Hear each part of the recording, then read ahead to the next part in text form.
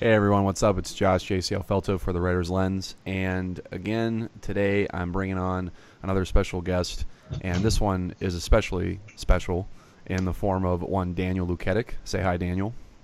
Hello. And Daniel, I wanted to bring him on as Daniel and I go way, way back, as in back to the college days, and Daniel and I were roommates in college. I think you were a sophomore and I was a junior at the Yeah. time when we roomed together. So you know all those old stories of two guys who room together, they end up leaving college, go their separate ways, and they're both really successful. Well, Daniel was really successful, and I was not at first, so, or at least not in the beginning. So, right, Daniel? Um, Whatever you want to call it. Yeah. So, so I brought Daniel on to talk about some things because he and I just recently reconnected, and I wanted to talk to him about just his business ventures and just finding a passion for something in a career path or field. So, with all that being said, sir, just a little bit of introduction about yourself and what was it that you ended up doing right when we got out of college? Sure. So I think it's worth starting with how we roomed together, Josh, because I think it was a request in the form of a high school style note that Oh was gosh. passed my way. Will you be my roommate? Check the box, yes or no, in some stats class. Yep. So, and I from might there, I might have to edit that out later. I might have to edit that out. Yeah, my path after graduation, yeah, well, it actually started while I was still in school. So it was at an event on campus that a member of the Mountain Union Board of Trustees had heard me talking about being interested in being involved with a startup type of company. Mm-hmm. And he said, I just so happen to have invested in a startup technology company right here in town. Mm-hmm. Do you want to go take a look? And so that actually was the beginning of an internship at a company that had developed a e-learning platform, a software technology that's basically a go-to-meeting or a web conferencing platform for distance learning. Mm-hmm. And it was just a founder, his son, and a team of developers in Novosibirsk, Russia,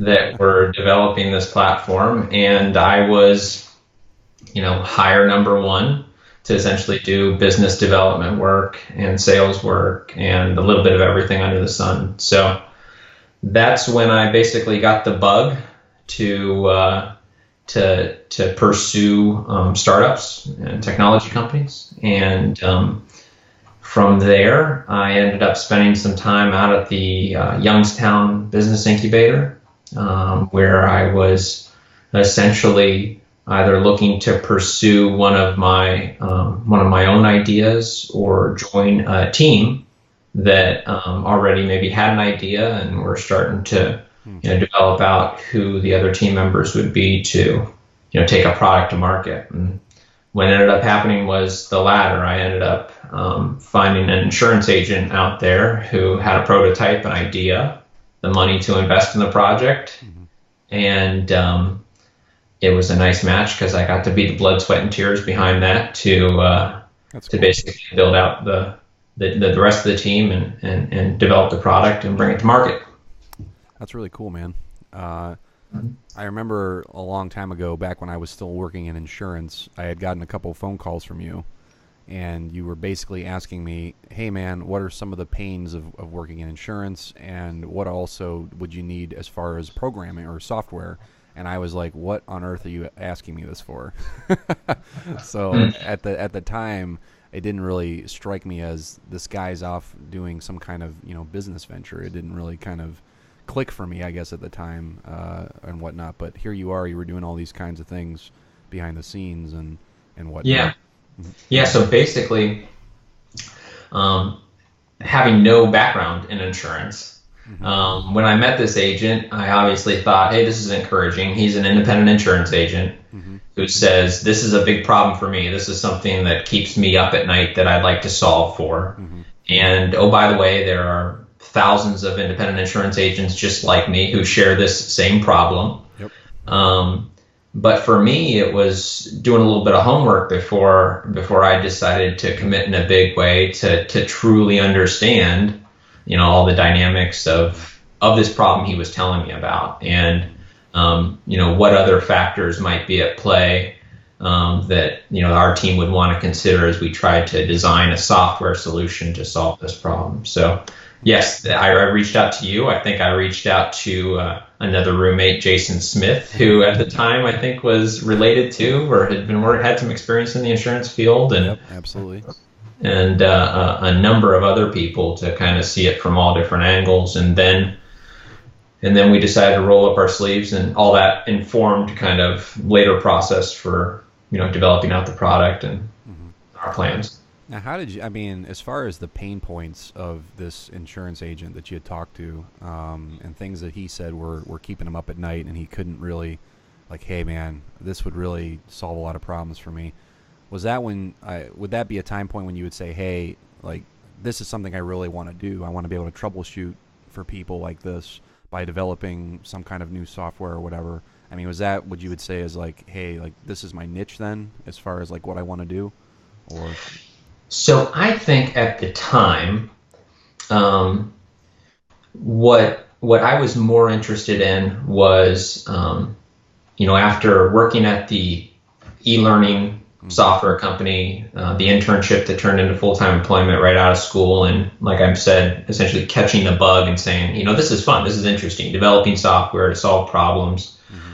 Developing companies that have the ability to scale very quickly, and the economics of a software company being really attractive and just being an interesting space. When I decided to team up with this insurance agent, I saw that as an evolution of, okay, this next step, let's take on a little bit more responsibility. Let's have a little bit more equity ownership in this deal.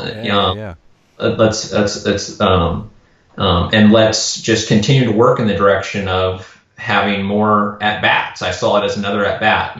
Maybe it didn't present itself as being an opportunity to home run out of the park, but maybe we could do something here with this idea, this problem, solving this problem for insurance agents that might be, a double or a triple in terms of the success, but along the way, along that path, learn a lot more about what it takes to, build a company, build a team, design a product, and bring it to market. So I saw it as, quite frankly, as I saw a number of guys that we graduated with going off and maybe pursuing an MBA and doing some other stuff. I essentially saw it as my, roll up my sleeves, get in the trenches, and, have this service as more education. So I wasn't necessarily, I would say, passionate or in love with maybe the problem that we were looking to solve, but I was passionate, or I guess I was developing a passion for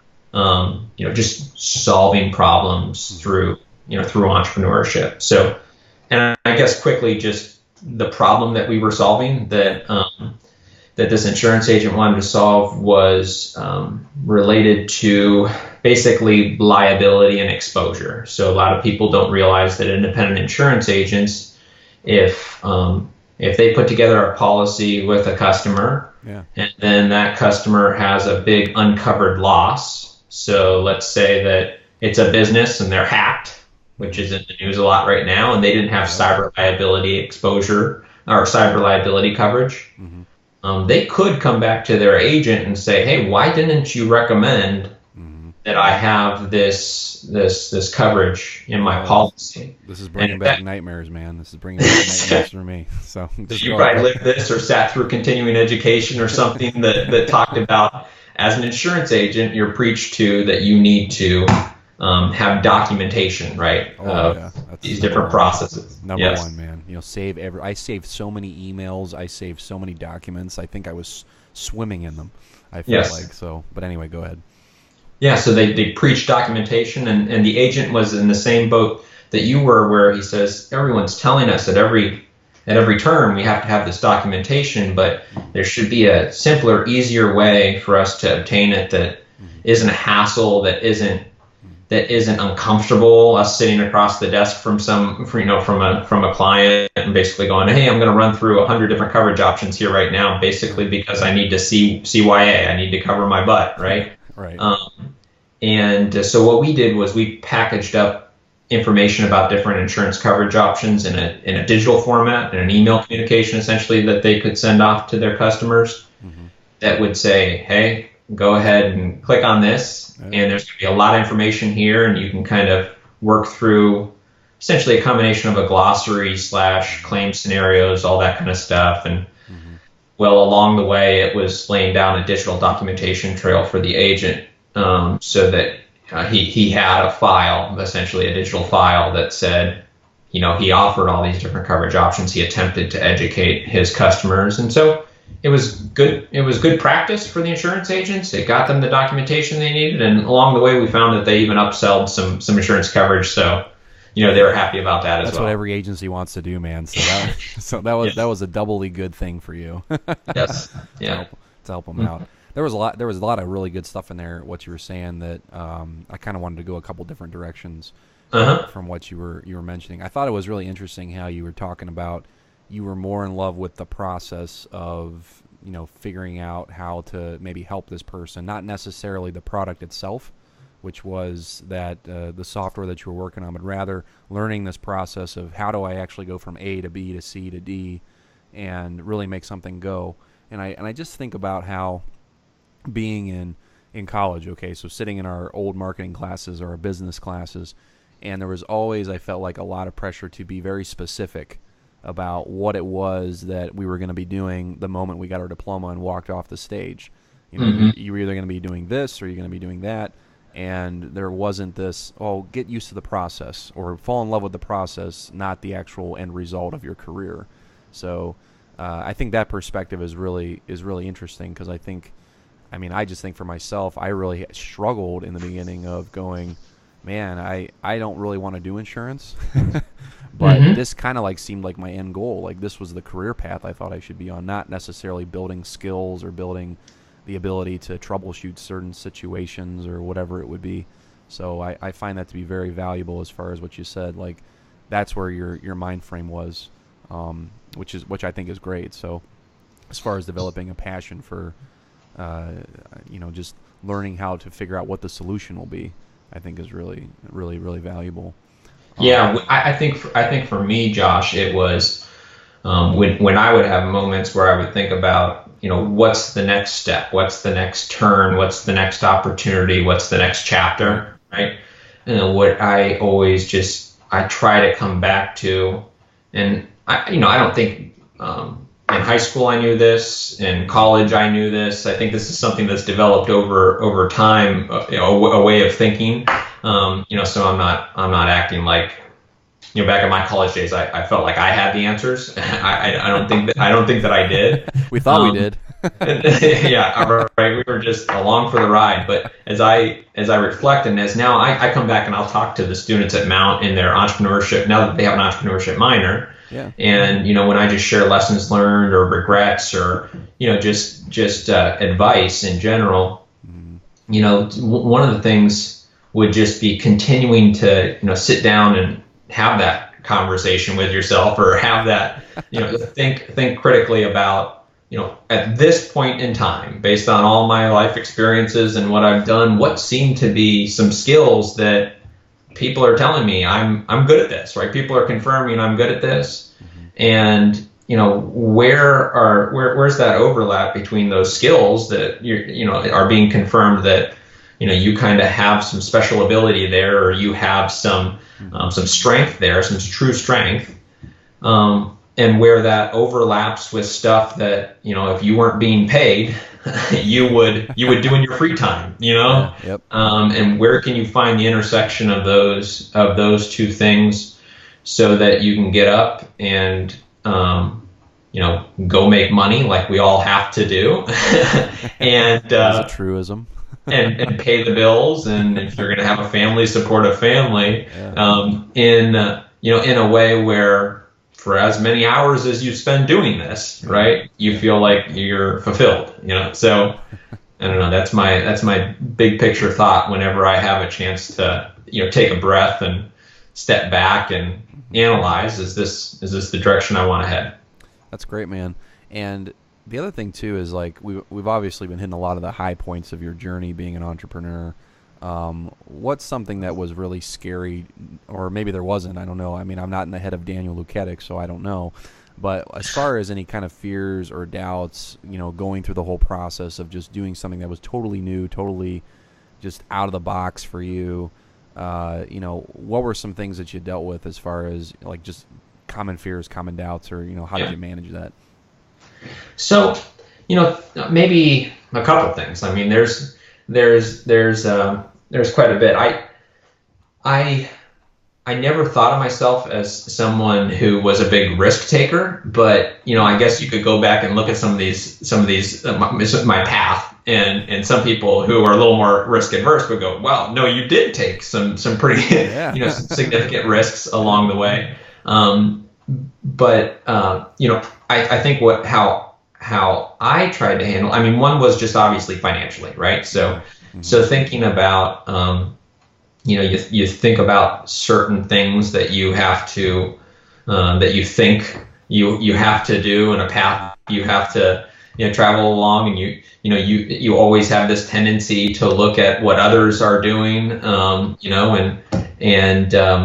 for me, it was a big point in my career when Christine and I had just gotten really had just been married, bought a house, and that was the time when I said, you know what, I am going to quit working at this that initial startup that I was working at, and I'm going to go just hang out at the Youngstown Business Incubator in their flexible co-working space, because I know there are a lot of interesting people coming through the door, and I don't know what I'm going to do yet, Christine, but just trust me, right? I'm going to find something. That was a big moment. I mean, that's scary, man, especially when you have another person that's involved in all this. Yeah. I mean, it's a big deal. I mean, it's not just a blind, hey, don't worry about it. I'll be back home. Don't worry. Yeah. So, no, go ahead. It's significant. And, for us, I think it came down to, we saw no better time to be taking some risks than, we were planning on having children. So, pre having children, I just thought, now's the time to try. If I fall flat on my butt, we can rebuild. We've got the flexibility. So we just, from a financial perspective, kept things lean and mean, and said, here early on when we're pursuing some of this stuff, that's how we're going to operate. But I would say that was one key moment, and how I kind of bridged the gap was I took on some part-time consulting work. So while I was thinking about what that next project was, I had some skills, related to software development, project management, and sales, and business development, and business planning, and things like that, where before I teamed up with this insurance agent, I was able to do some consulting work for companies that had a need, again, startups in the startup space. So it was all still in the direction, right, of what I had set as the long-term goal. So that was one thing. That was one just fear, one thing I had to get over. And the other, Josh, was just the fact that fear of failure, right? So absolutely. You know the story. I pride myself on the grade track record. I think you've given me plenty of hard time for my A-. If we could just have a quick sidebar on this, I have to share this. I mean, the guy now Daniel is someone that is a perfectionist, and I can share in that, in being a partial perfectionist myself. But to the degree of perfectionism that Daniel Luketic wanted his grades to be in college, He wanted no blemishes in the form of a minus or Yeah. a B, a C, a D. I mean, Unacceptable. yeah, Yeah. A B plus would have been unheard of. I think a B plus would have just been unheard of and unacceptable. Yeah. But the A minus was something you had to fight against to get that A Yeah. in college. So I commend you for your perfect track record. Well, thank you so much. Well, just to be honest, I never got it. I never got it changed. That A minus stayed on the record. But I mean, the point is, Josh,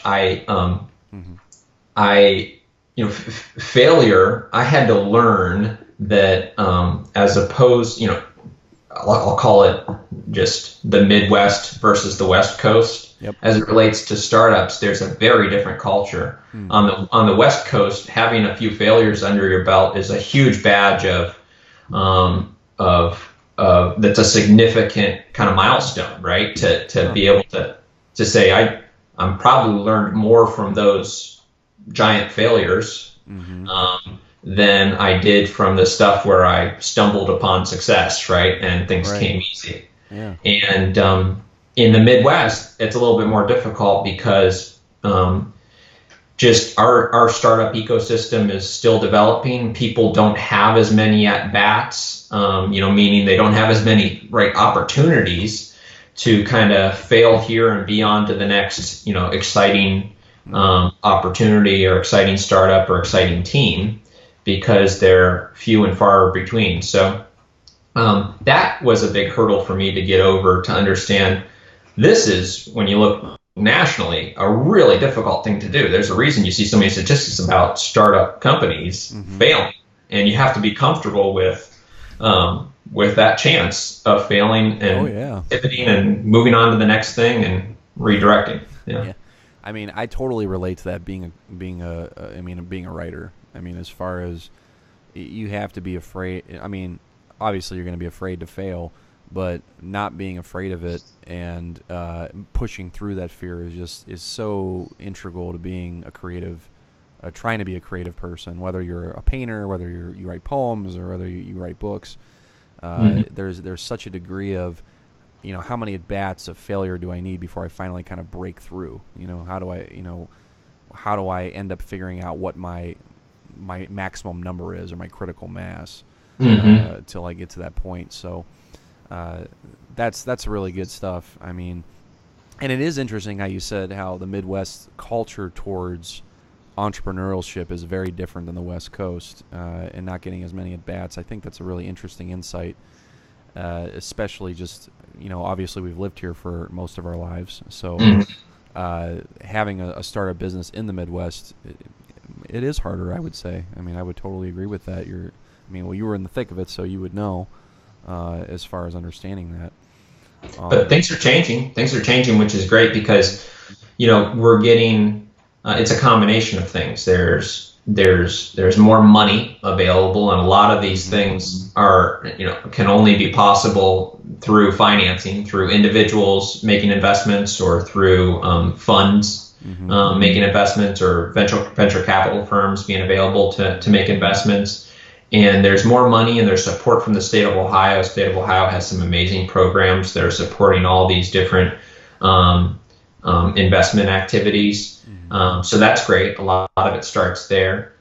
There's more entrepreneurs now that just time has passed, that have been through some of these cycles and had some learnings. And there's companies that have now grown to a point where founding team or key team members, maybe of one startup that has gone on and been successful, is now thinking about splitting off and working on a different startup, which is really healthy and great for, an ecosystem to develop. There's also great stuff happening where, people are recognizing outside of the state the great things that are happening. And, maybe people that left town to head out to the West Coast to work at the big Silicon Valley firm, but now have a family and kids and would love to get back and be closer to grandma and grandpa, right? And I wanted to mention that because you're talking about the culture that exists between the Midwest and the West, and it's like, well, when I think of the Midwest, I think of family and kids, and if I think of the West, it may not be that case. It may be that you're out there, you're a single buck, or single lady, and you're trying to make it in whatever it is that you're doing, and you don't really have the time necessarily because you got all the at-bats coming where you're trying something new or trying something different, and that culture is very different there. There isn't time to kind of settle in and have a family necessarily, and just because of the environment that's there. So it's very interesting. All things considered, then, as far as you mentioned it a little bit earlier about how you kind of had to tell Christine, "Hey, trust me on this one. I'm gonna be going out and making some connections and everything else like that." How does that, affected? Just any of your this business venture and everything else you've done, as far as just even friends or other people. Like you had said, there is a little bit of a peer pressure involved with, say, like, "Hey, how are things going? At the 5-year reunion, how's it going, man?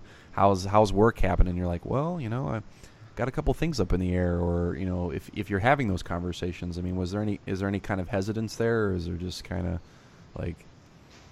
Yeah, I would say, I always enjoyed and always have enjoyed talking about the work that I've done, just because I found it interesting. I think it's interesting. I found it interesting. Whether other people found it as interesting as I did, I'm not sure. But I always found it interesting, so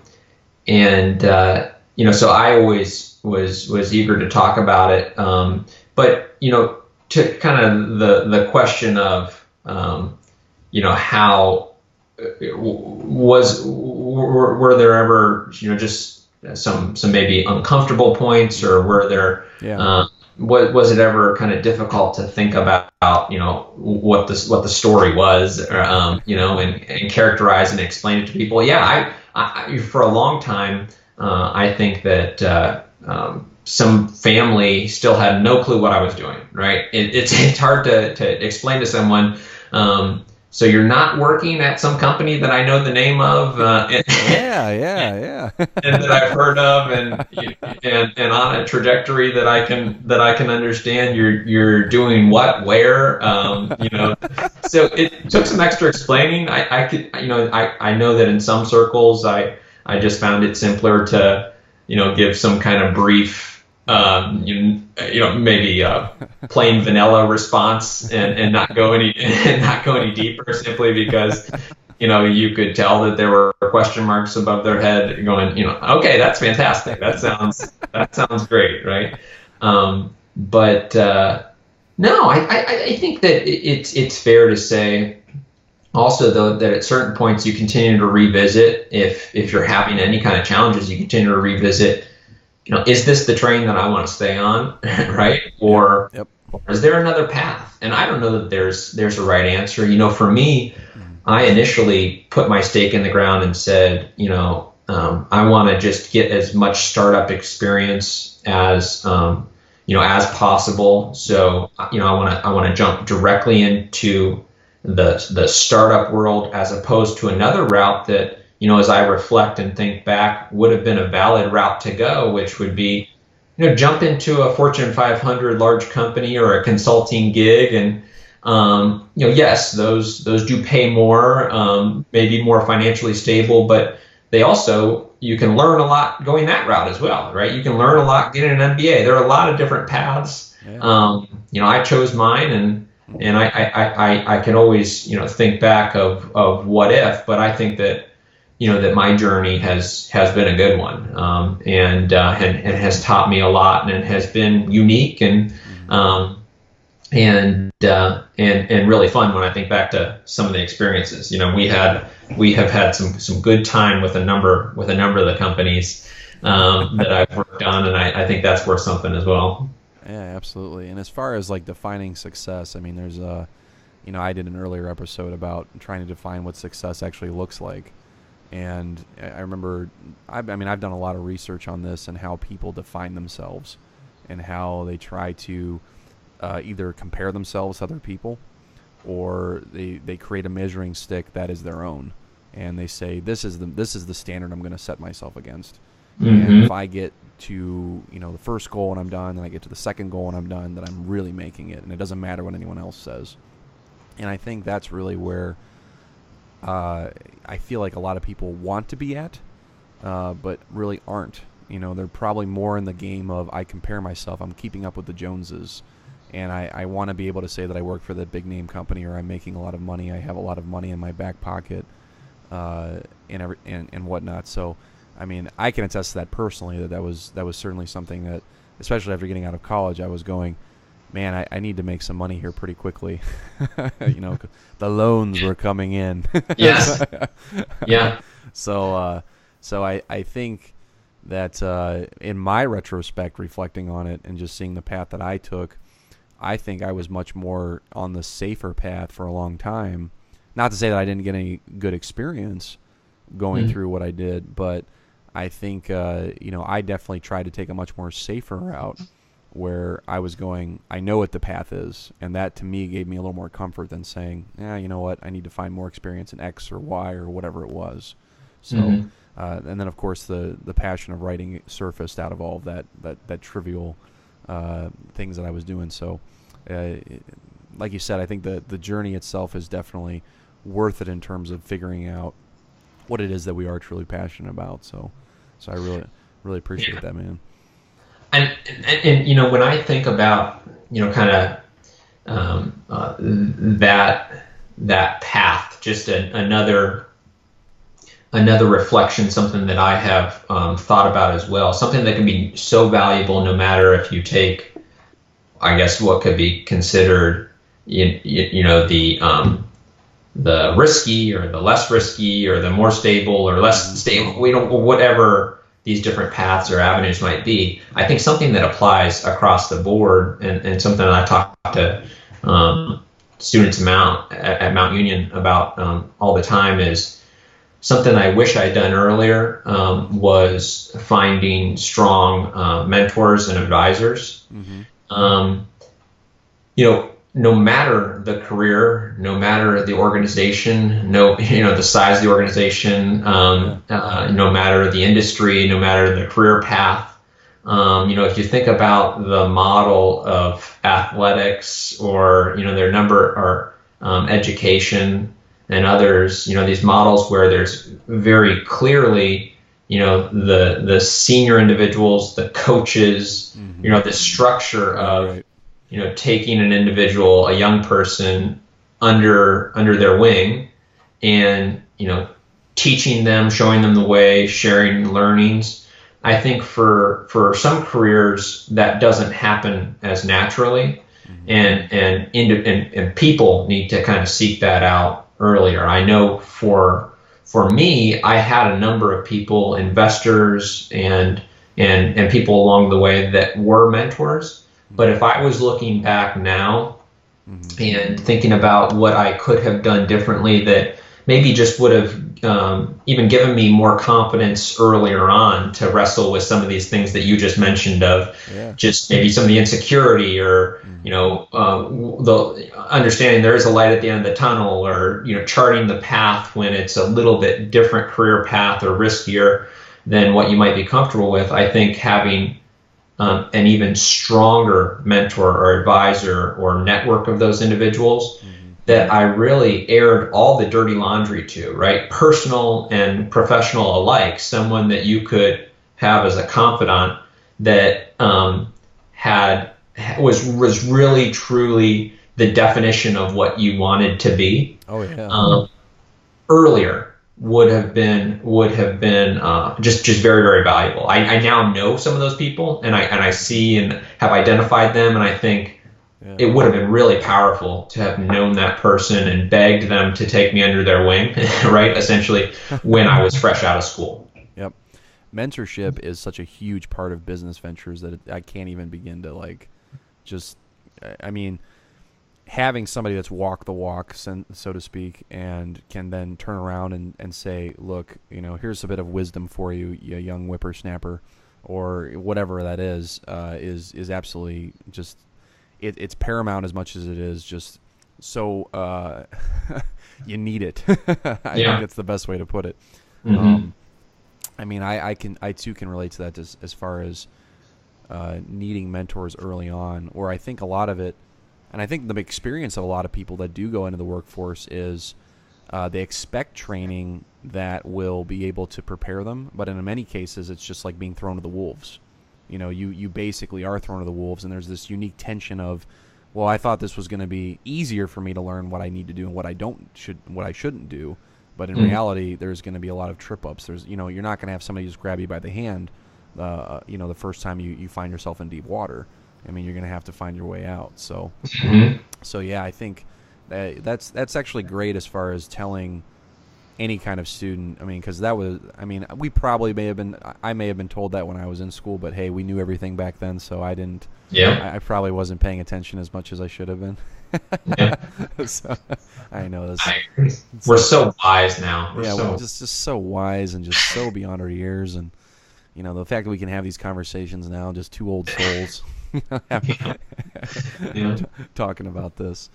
So I did want to mention that I actually did not know that you've been going to Mount and talking in this entrepreneurial program. So that's really cool. I didn't know that you were doing that. How often do you do that? So I'll go back at least once a year. So I'm still that I have I've drug a few of the old Mount Union cronies into whether it's the Alumni Association, the cronies, the Alumni Association, or I enjoy going back to the school and being involved. I enjoyed the experience there, and I still go back for the Alumni Association. I'll go back once a year to speak to that entrepreneurship class. Sometimes they have what they call Raider Tank, so it's a spin on Shark Tank where they'll actually have students that are pitching ideas and doing stuff. So I've gone back and helped and judged for a little bit of that, and I enjoy doing that. There's some really interesting students coming up through that are doing like real stuff, making real money on campus. Okay. And so, that's exciting. I get a lot of energy. Whenever I leave campus, I always feel just, on a high kind of, because, just the energy of students and just remembering, that environment and when we were on campus. And then the other thing that I do is the investor that I mentioned at the beginning of our conversation, who said, hey, you should check out this company that I invested in town, who's on the board of trustees at Mount Union. He actually spearheaded an effort to get a collaboration going between the university and the city of Alliance. Call it an incubator or an accelerator, or basically just a startup support organization that has affiliations with both those groups, that is called Incubox. And we have an executive director of Incubox that basically sits between those two groups. And our mission is, I help on the board of Incubox, is to basically help support students who have an interest in pursuing an idea, no matter what the industry, no matter what the type of product, but just help them think through and make connections with the right people to further whatever that business venture might be, right. And to do the same for the city of Alliance, for people in Alliance who would like to maybe do something where connections to the university would be helpful. So I stay involved with that as well. That's great, man. You sound like a very busy guy these days. You know what? This is becoming something that I have to take a hard look at some of this stuff, because now that, as you know, we've got kids stacking up. Kids stacking up. That totally right there was a window into your brain. I think it was, because I remember years ago you told me, man, my dream job, if I could just rearrange people's garages, I would love to do that. And I just thought to myself, who is this lunatic that I'm sharing a room with? That's hilarious. Rearrange people's great memory. You've got a great memory. That is, if I go back to something that I have told people over the years. This probably goes back to maybe even middle school, when you take some kind of goofy assessment and they tell you, what do you really want to do? And as you're starting, the earliest times that you're asked, what might you want to do, when you grow up? Yeah. I have always been an organization freak and enjoyed, I grew up in a family of four, and, my brothers and sister could do whatever they wanted with their stuff, but don't touch my stuff, right? That was the environment that I grew up in. I enjoyed organizing things. That's funny that you remember that, because if I was going to start a business back in middle school or high school, that's what it would have been. It would have been a professional organizer. I would have come in and cleaned up your spaces. I think that would have been your superpower, or perhaps that still could materialize in some way. We don't Possibly. I feel like what has developed over time, if you want to think about it like a superpower, and how I would define superpower, Josh, would be kind of what I said earlier, of just continuing to think about what are some skills that you're finding you're good at, and where does that intersect with stuff that you really enjoy doing. Mm-hmm. And for me, I'm a networking junkie. I really enjoy connecting people. I really enjoy meeting people with interesting backgrounds that are doing interesting things. And then I enjoy thinking about big problems, thinking about big solutions, and kind of being in the mix with people who are involved with that kind of problem solving. And entrepreneurship is just kind of a nice space where a lot of that kind of stuff is happening all the time. And so, I just try to apply my skills and background in that space. That's awesome, man. So segueing then into what you currently do, which is very in what's similar to that, and I think it might be a good sort of closing moment for the conversation as far as what you do currently.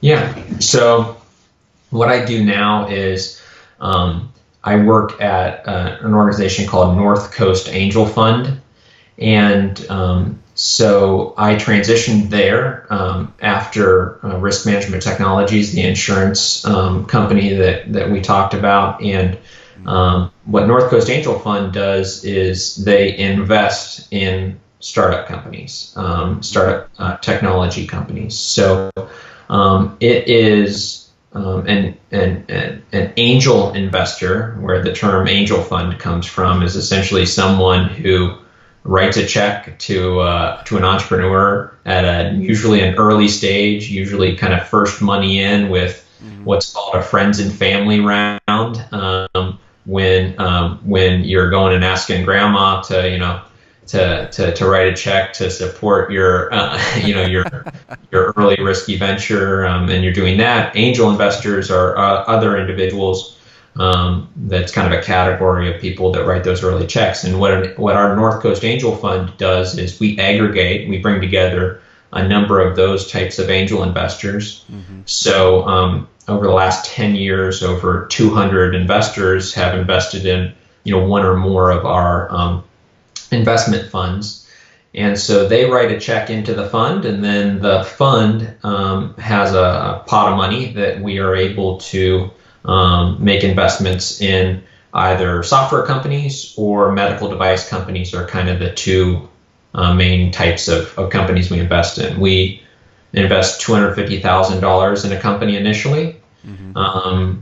Over the last 10 years, North Coast Angel Fund has invested in about 47 or so companies. We're on our third fund, and I joined the organization a little over a year and a half ago. And so I primarily see a lot of entrepreneurs coming in the door, pitching to us, and then we make decisions about which companies we will make investments in and move forward. And then after we make that investment, we support our portfolio of companies driving towards an exit, which would be somebody coming in and buying that company. Taking it then, basically. Exactly. Nice. Yep. That's awesome, man. That sounds like exactly all the things that you enjoy doing. It is kind of a nice, Steve Jobs, I know that he's overquoted and over-referenced, but he did say some fantastic things. And if you watch his Stanford, that famous Stanford commencement address, he talks about, you can't necessarily rely on knowing the path that's set out when you start down it, but you can look back and kind of connect the dots after the fact, right? So that's probably a horrible summary of his words, but essentially this thought of connecting the dots after the fact. And if I connect the dots, for me at this point, it comes back to, I've developed a lot of experience just because I continue to follow this interest in working in and around startups. I developed an interesting kind of network by doing that and following that passion, and it positioned me to be, in a really unique in a really unique position, to pursue this opportunity with North Coast Angel Fund when it became available, and now to sit in between a network of 200 really interesting movers and shakers, these investors, these doctors and lawyers, and been there, done that entrepreneurs who have invested in our fund, and these entrepreneurs coming in the door with all these interesting ideas, and us being in a position to support them and help them. It's fun. That's great, man. That's great. All those things are many of the things I've been covering in this podcast. Just developing sort of a passion for project. Learning how to do that and managing your workflow and figuring out how to manage it. I mean, obviously through being married, and as you said, as the kids begin to stack up.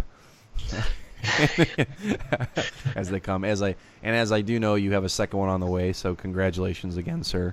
Thank you. Yes. Me having two already, I already told you, you were playing zone defense. Now you're going to be man to man, so it's a slightly different dynamic, but I'm sure you'll be able to figure it out, or you'll have them organizing your stuff by the time they're old enough to do so. So right. Or I'll just end up sending you texts and ask for dad advice. That's cool too. I'm totally okay with that. So awesome, brother. Thanks for all the just awesome feedback and everything, and just kind of sharing your story and whatnot. I really appreciate you taking time to be on my podcast. Well, thanks for thinking I had something interesting enough to say. Absolutely, man. All right. Thanks again, Daniel. Thanks, Josh.